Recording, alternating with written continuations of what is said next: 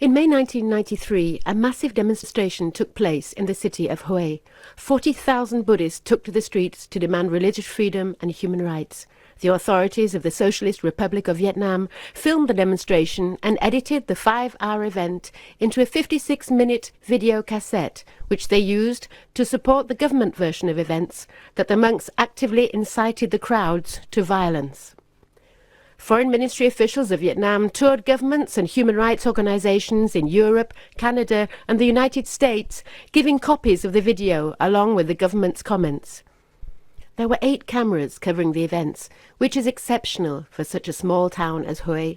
This unusual coverage was reported in the Hanoi weekly Lao Dong, Worker, June 29, 1993, along with an exclamation by its author.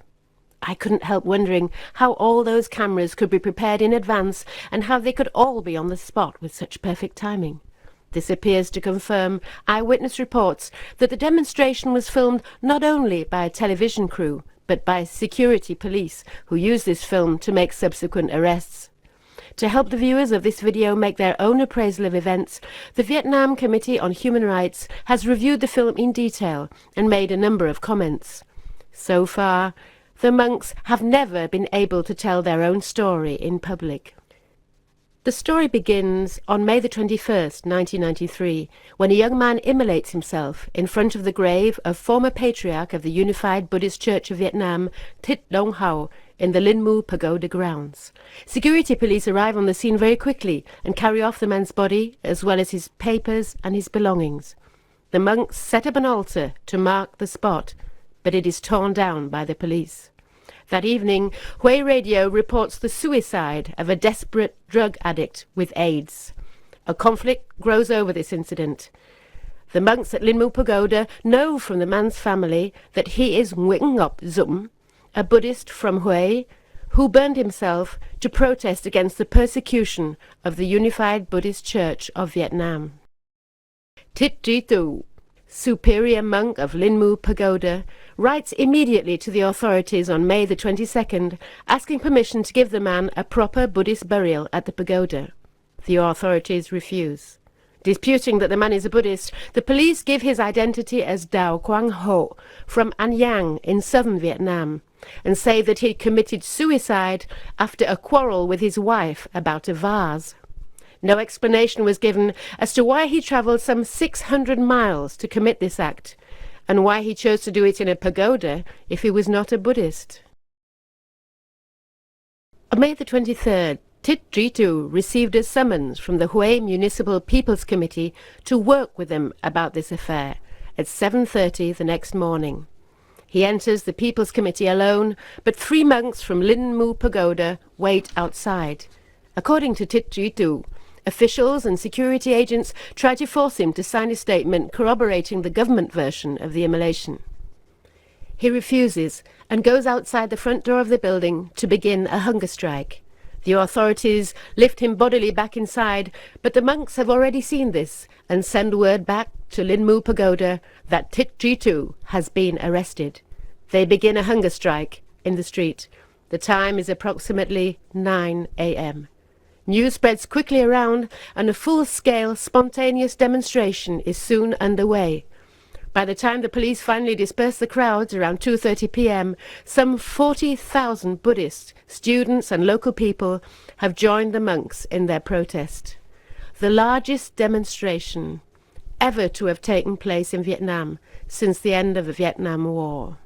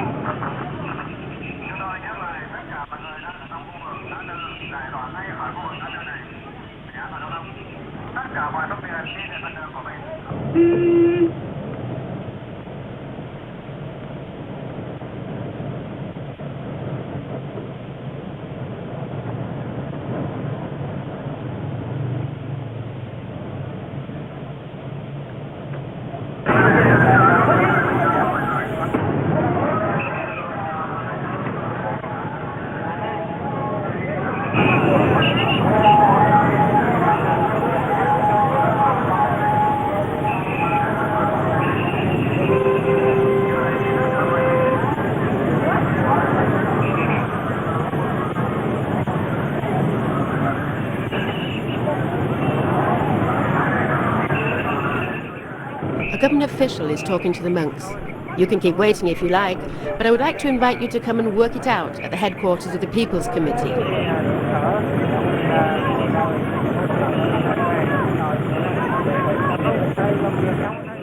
No, we'll just sit here and wait, replies the monk.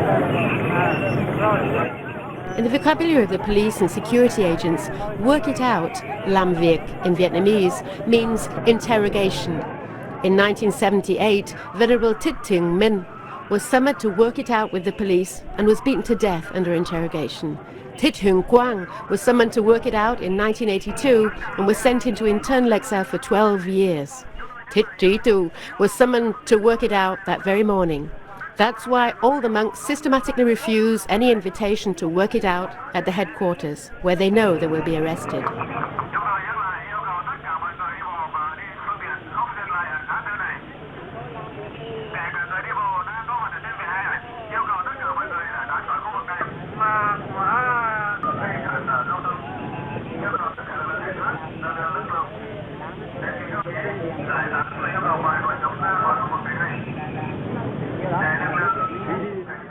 Our master was invited to headquarters to work on certain aspects of this problem.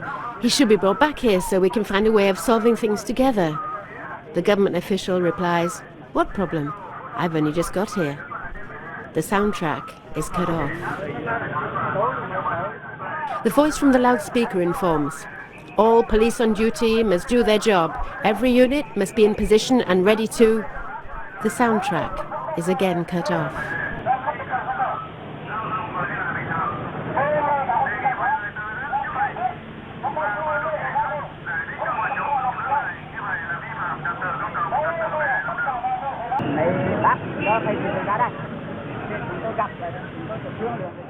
The monk explains, "Please, let our master Trí Tu come out here.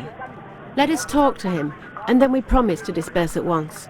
You can easily see that our monks are sitting here solely because of Venerable Trí Tu, not for any other reason." We hear the voice of the government agent. That's right, we know about that."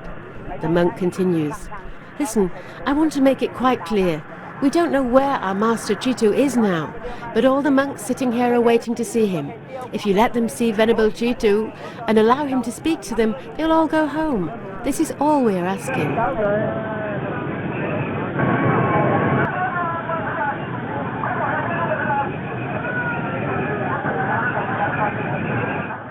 Thich Hai Thang, with the conical hat and sunglasses, explains to the government officials, "I asked to go inside the People's Committee headquarters, but they wouldn't let me see him. I made it clear to the security police that I just wanted to meet Venerable Trí Tu."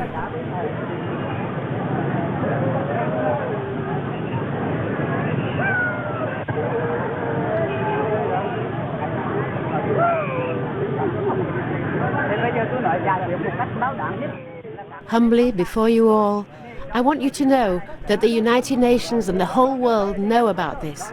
Just keep sitting there, my brothers.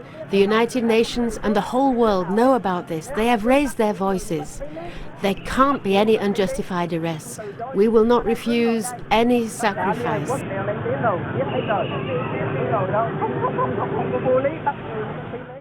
Venerable Hai Thang has just called Vo Van Ai, the president of the Vietnam Committee on Human Rights in Paris.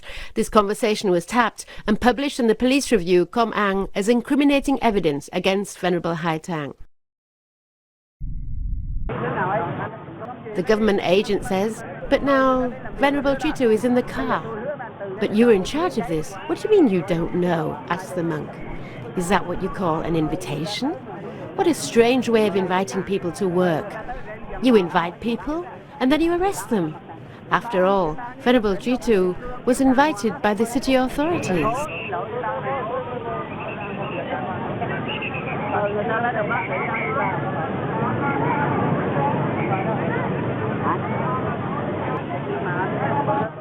Venerable Haitang, forgive me for saying this, but you're a government official.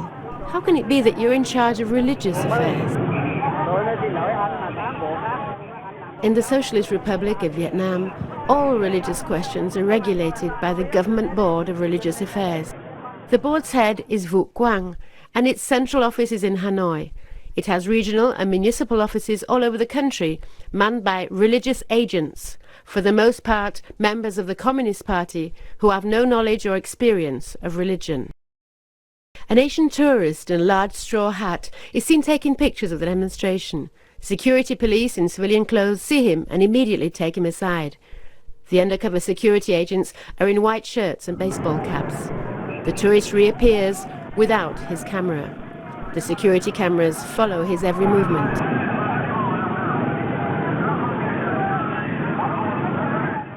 The jeep carrying Tit Jitu appears. Venerable Tit Jitu is inside the jeep.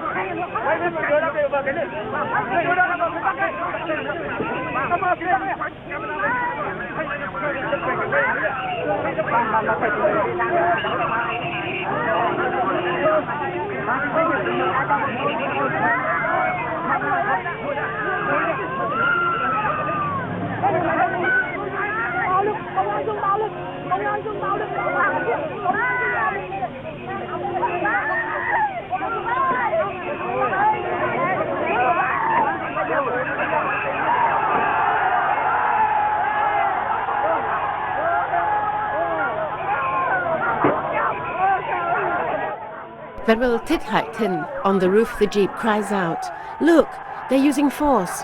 They're repressing Buddhists, They're arresting people. They must let him go. Open the door. You can't do this."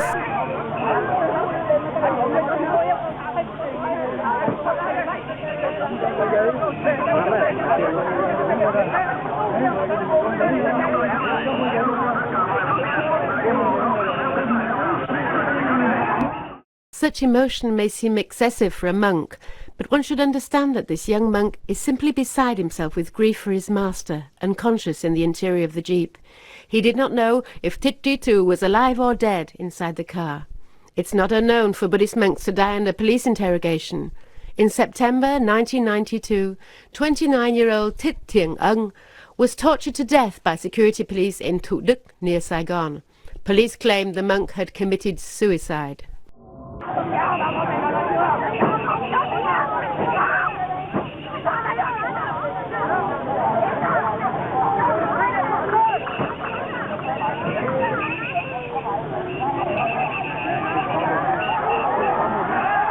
Police give orders to the cameraman.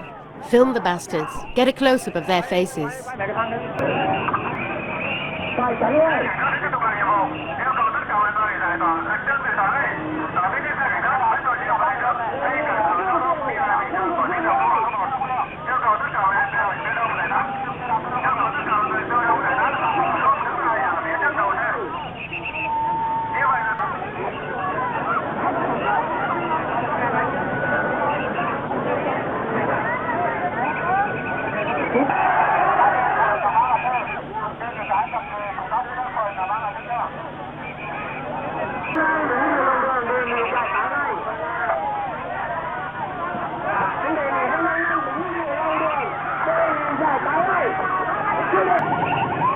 Venerable Jitu is freed from the jeep.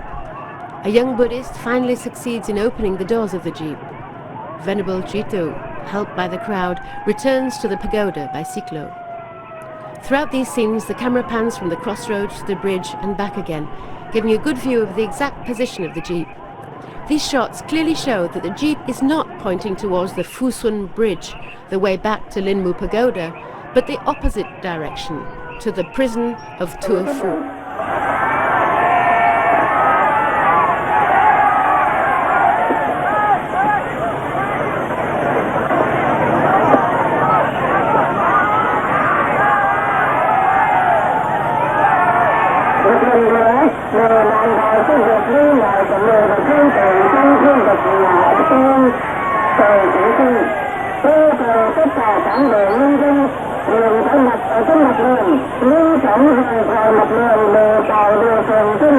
The young man sitting with the monks was brutally beaten by the police, his face puffed and swollen from the beating. This may be the young man who opened the door of the jeep.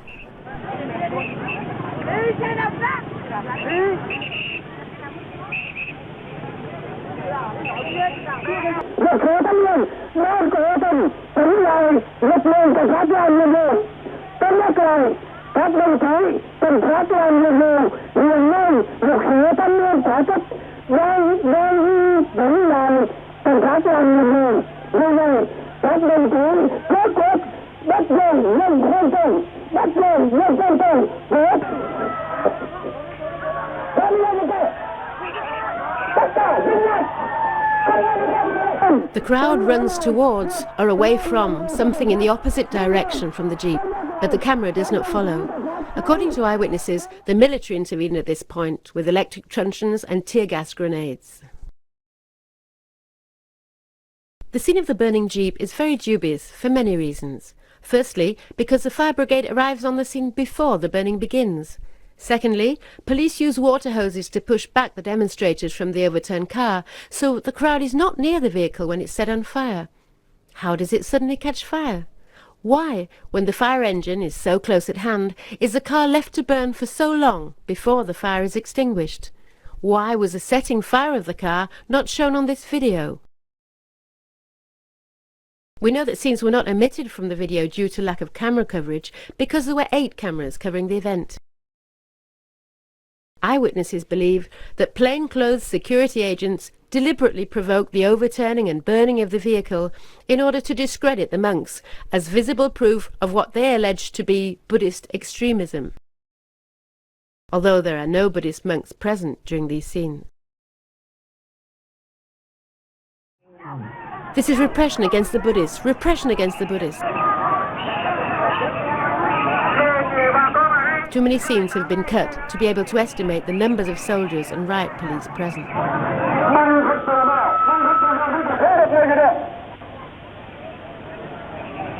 Beneath the trees, soldiers surround a woman wearing flowered clothes and take her away. Eyewitnesses say that this woman was arrested because she gave water to the monk. These 4 monks do not know that Venerable Jitu has been taken back to Linmu Pagoda, which is understandable considering how thick the crowd has grown. 40,000, according to eyewitnesses. A government official explains to the monks, "It's like this. The government too is working to make the people rich and the country strong. By imprisoning those who exercise their legitimate right to freedom of expression and religious belief." In the aftermath, several Buddhist monks and laypersons were arrested. On November the 15th, 1993, Venerables Thich Jitu, Thich Hai Tang, Thich Hai Chan and Thich Hai Tin were convicted to 3 and 4 years imprisonment on charges of disturbing public order and incitement. 5 laypersons also received sentences ranging from 6 months to 4 years in prison. Arrested on June the 5th and July 19th, they were judged guilty in advance by the state-controlled press, which launched a nationwide campaign of vilification against them and called for heavy punishments. When their trial finally took place in November, it was not held in a court of law, but in the barracks of the People's Army. The public, press, and even the defendants' families were barred from the hearing. The monks were denied access to defence counsel and not even allowed to defend themselves. They were also refused the right to appeal. In April, Thich Duy Tu, Thich Hai Tang, Thich Hai Tin, and Thich Hai Chan staged an 8-week hunger strike in Ba Chau labor camp in northern Vietnam to protest against their arbitrary sentence and demand the right to appeal. All the political prisoners in the camp joined the hunger strike. The prison authorities reacted by transferring the monks to Section B of the camp, a section reserved for dangerous common criminals, and forcibly feeding them with saline injections. They also deprived the monks of their right to receive visits. Monks from Lin Mu Pagoda, who travelled over 400 miles from Hue, were refused entry to the camp. Thich Duy Tu, Thich Hai Tang, Thich Hai Tin, and Thich Hai Chan are not the only Church of Vietnam subjected to unfair trials in recent months. Venerable Thich Han Duc, superior monk of Sơn Linh Pagoda, was condemned to 3 years in prison by a court in the southern province of Bà Rịa Vũng Tàu for resisting arbitrary arrest in January 1994. After successive hunger strikes to protest against this unfair conviction, he obtained a review of his case on July 30th, 1994. But once again, he was tried behind closed doors without the right to defend himself, in blatant violation of all legal standards. 400 Buddhist followers who came to attend his trial were beaten up by the police. The court confirmed Venerable Han Duc's 3-year sentence and immediately transferred him to an unknown destination. His disciples and family have no knowledge of his current whereabouts. The International Federation of Human Rights and the Vietnam Committee on Human Rights, in their written statement to the United Nations Human Rights Commission, list many other examples of unfair trials and arbitrary detention of citizens for legitimate acts of freedom of expression and religious beliefs. Requests have been made for the International Committee of the Red Cross to visit the monks in prison, but the Vietnamese government refuses the Red Cross access to prisons and re-education camps in Vietnam.